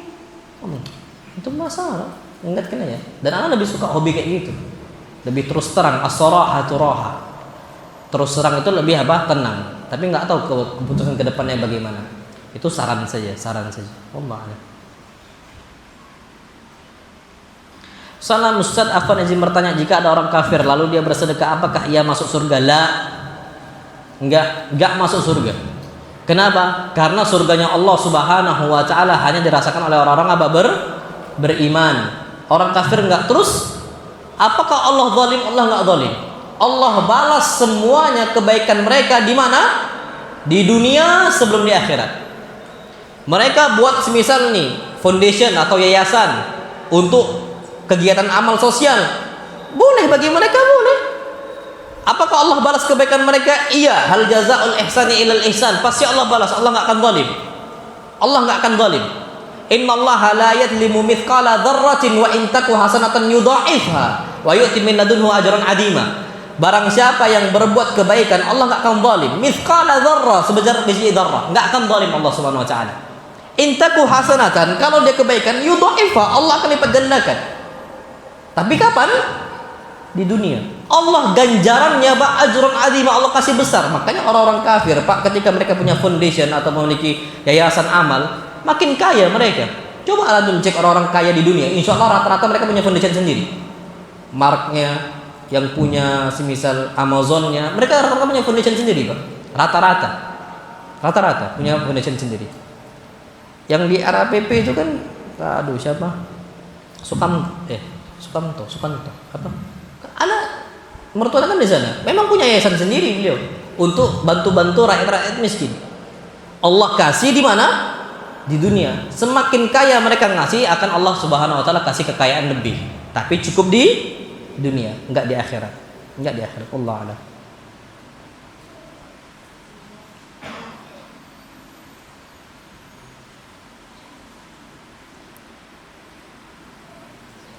Salam Ustaz, apabila ada bayi yang masih membutuhkan ASI namun ibunya sudah tidak ada lagi, jadi ibu susuannya harus orang tertentu atau bebas? Bebas.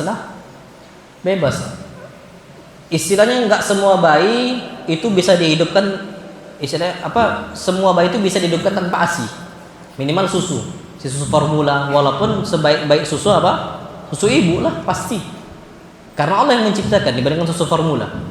Jadi ala kulli hal nggak harus apa cari umur rodoah, ibu sepersusuan. Salam Ustaz, izin bertanya di luar tema, apakah boleh kita berwudu sambil berbicara syukron? Boleh, boleh.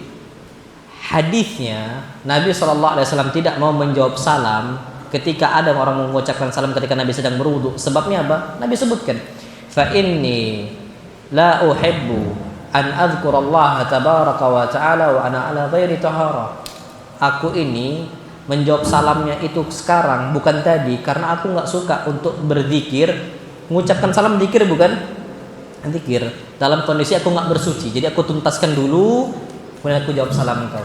Jadi hasilnya halal untuk berbicara, halal, bukan pembatal wudhu. Wallahu a'lam.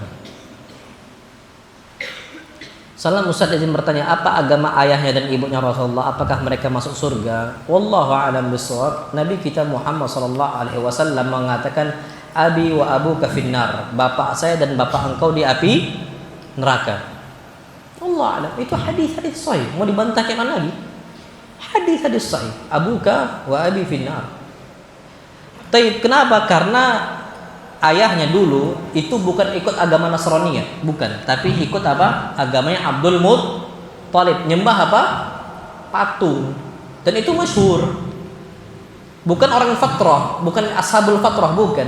Tapi sudah turun Nabi Isa, tapi yang diikuti malah apa? Agamanya Abdul Muttalib, nyembah patung. Makanya Abu Talib ketika mau masuk Islam, apa kata Abu Sufyan, atarghab an millati Abdul Muttalib, engkau benci wahai Abu Talib agamanya Abdul Muttalib, bapak engkau sendiri. Gitu. Agamanya apa? Nyembah patung. Makanya mengatakan Abu kawabi finnar.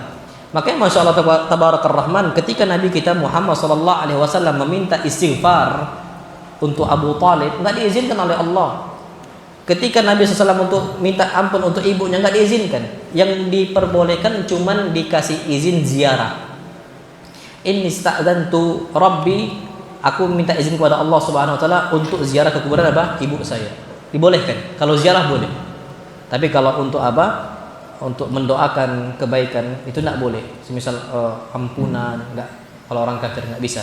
Kenapa? Kata Allah Subhanahu wa taala, "Ma kana lin-nabiyyi wal-ladzina amanu ay yastaghfiru lil musyrikeena walau kanu uli qurba min ba'di ma tabayyana lahum annahum ashabul jahim." Tidak layak bagi seorang nabi dan juga orang beriman untuk memintakan ampun bagi orang-orang apa? Kafir. Ketika sudah jelas bahwasanya mereka ini ashabul jahim, termasuk apa? Penduduk api neraka. Wallahu a'lam.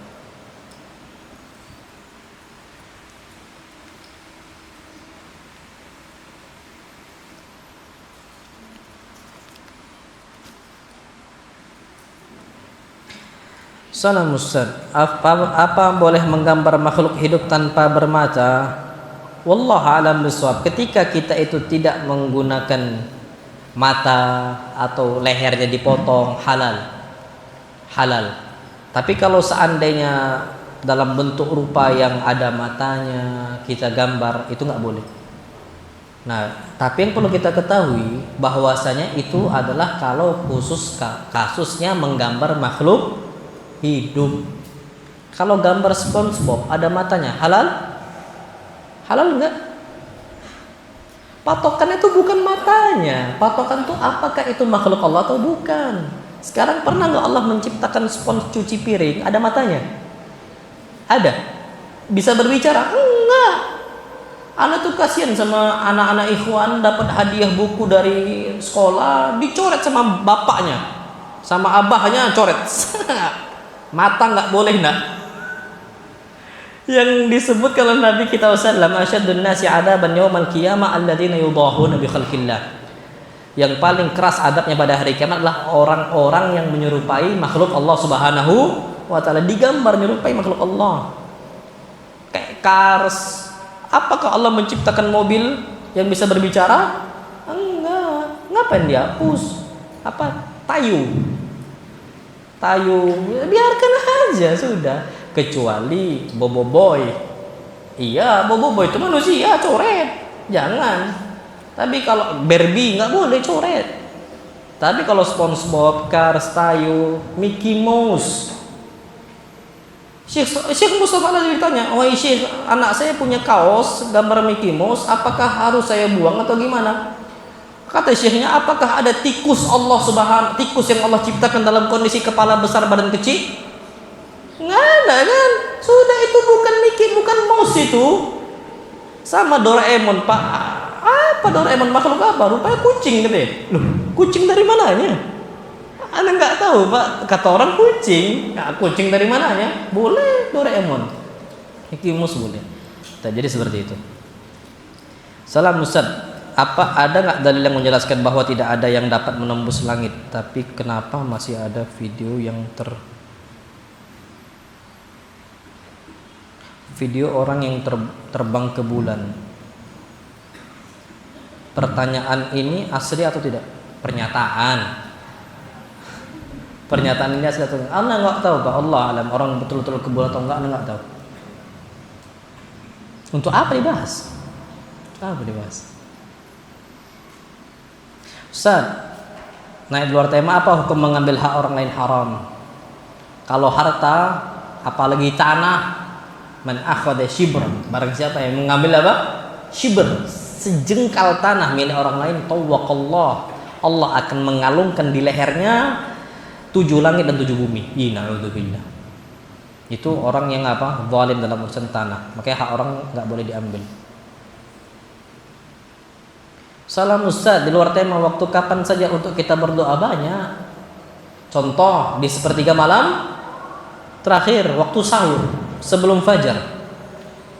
Apa kata Nabi kita SAW? Yanzilu Rabbuna tabaraka wa ta'ala hina yabqa thuluthul lailil akhir. Allah turun ke langit dunia ketika sepertiga malam terakhir.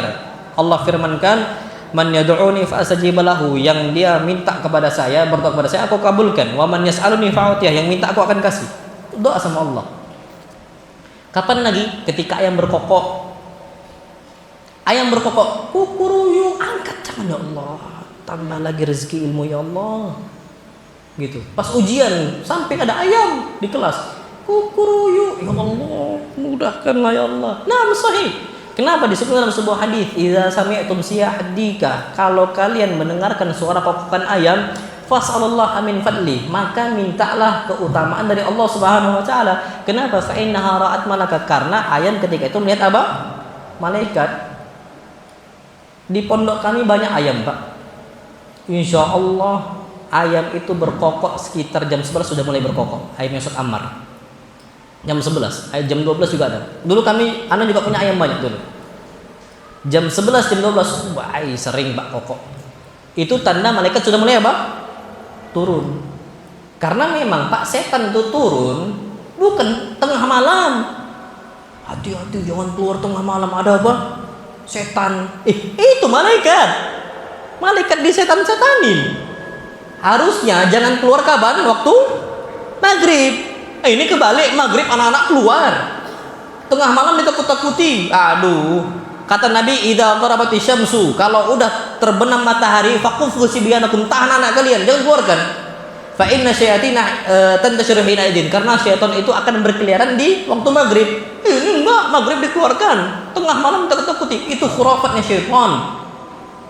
Antum yang lebih ngeri lagi, Pak, malam Jumat. Ya Allah. Malam Jumat tuh malaikat semua isinya. Jangan malam Jumat. Kenapa? Pocong. Aduh. Akhirnya malam Jumat gak ada yang berani keluar zaman dulu. Beda Pak sama di Saudi. Saudi tengah malam. Antum kalau berangkat umroh Pak, tengah malam anak-anak bebas. Maghrib ditahan sama mereka. Antum ceklah Pak, berangkatlah antum. Makanya maghrib itu ditahan. Makanya kata Nabi, fa idza dhahaba amatul lail fab'atuhum. Kalau udah masuk tengah malam, bebaskan anak kalian keluar. Mereka mau sholatlah keluar malam. Santri misalnya di sini keluar jam 2 malam ke masjid, sholat di sini, atau berangkat wudhu ke kelas. Sekarang banyak yang nggak berani, takut jam 2 malam, takut. Itu banyak, na'udzubillah. Jadi ala kulal di sini waktu musim itu banyak, termasuk apa? Ketika kokokan ayam atau hujan. Apa? Hujan. Karena kata Nabi kita Muhammad sallallahu alaihi wasallam, yang namanya hujan itu dikabulkan doanya. Kapan lagi? Sebelum buka puasa sama mustajab. Banyak ala kulli waktu-waktu yang diijabai oleh Allah Subhanahu wa taala.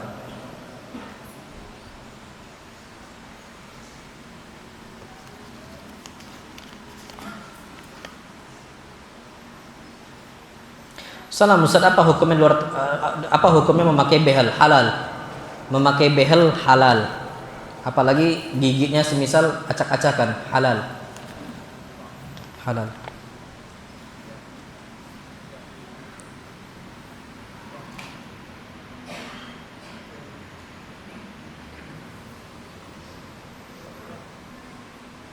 Aduh. Nggak nampak anak. Terakhir.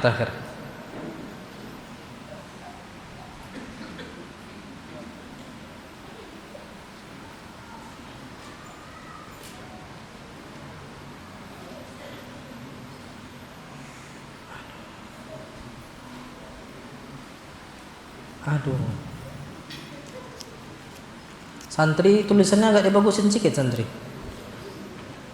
Ibnu Taimiyah tulisannya jelek. Antum kalau berangkat lihat tulisan makhtutatnya Ibnu Taimiyah, manuskripnya Ibnu Taimiyah. Aduh, Pak. Dokter ada yang bagus? Enggak, Ibnu Taimiyah tuh jadi gini, Pak. Pakai biasa sabukul qalam. Sabukul qalam tuh salah nulis. Jadi saking cerdasnya orang, itu biasanya ngomong sama nulis itu cepet. Itu sabukul, itu orang pintar. Antum tahu Ustaz Ali Musri? Itu biasa orang cerdas itu. Maksudnya cepat gitu, apa istilahnya. Tapi kadang-kadang di kita itu kurang diinginkan karena informasi itu nggak nyampe di kita. Ibnu Taimiyah itu kalau pakai antum baca makhtutat yang pusing. Tulisan yang bagus itu Syekh Shalih Fauzan. Bagus tulisannya Syekh Shalih Fauzan. Tapi kalau santri janganlah. Karena kita Ibnu Taimiyah bukan, jelek lagi tulisannya. Kalau Ibnu Taimiyah enggak apa-apa. Masya Allah. Ustaz, di luar tema, apa hukumnya memasukkan jari bekas sisa makan ke dalam mulut? Sunnah dan bahkan diperintahkan.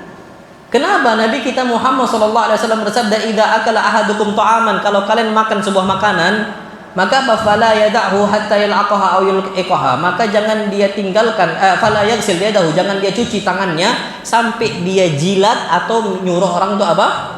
Jilat. Halal. Jilat bismillah sebelum dicuci. Karena masih ada yang bersisa. Jadi sunnah.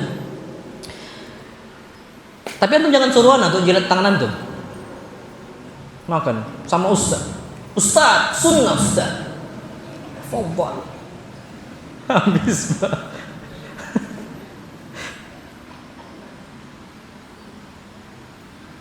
Salam, apa hukum mengoleksi foto-foto artis haram? Almar'u ma'a man ahabba, seseorang itu bersama orang yang dia cintai. Apa hukum kawan males piket? Zalim. Az-zulmu dzulumatun yaumal qiyamah. Tinggal bareng-bareng, enggak mau apa? Capek bareng-bareng. Itu biasanya orang-orang yang akan apa? Susah di masa depan. Maunya itu yang Anda sebutkan, man'an wahad, enggak mau ngasih tapi suka minta. Nah, itu disuruh piket, enggak mau, tapi tinggal tempat di situ. Minta apa fasilitas di situ. Ah, itu man'an wahad kata Nabi. Innallaha kariha lakum thalatha. Allah benci 3 hal.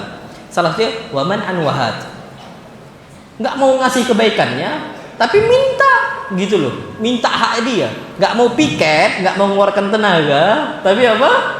Minta tinggal di situ. Ya Allah, itu apa yang dibenci oleh Allah Subhanahu wa taala. Ini enggak pernah sampaikan, kurang lebih maaf.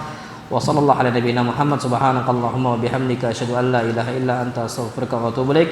Assalamualaikum warahmatullahi wabarakatuh.